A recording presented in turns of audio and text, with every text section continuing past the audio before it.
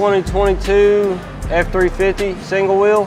We're doing a 4.5-inch Stryker kit on it.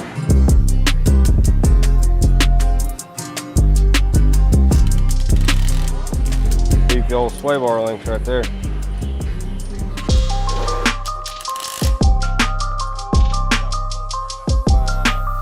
The blue face plates, we're gonna have to drill a few holes, tap them out, and bolt them in.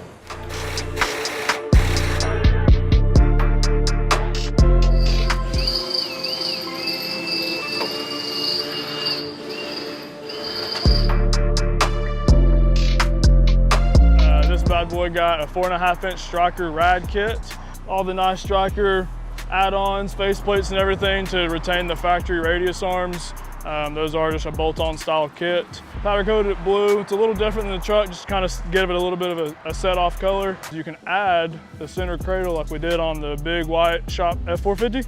And like I said, obviously the rear traction bars as well. That stuff's not on yet, but this thing turned out sweet. Chris and Dawson knocked it out of the park.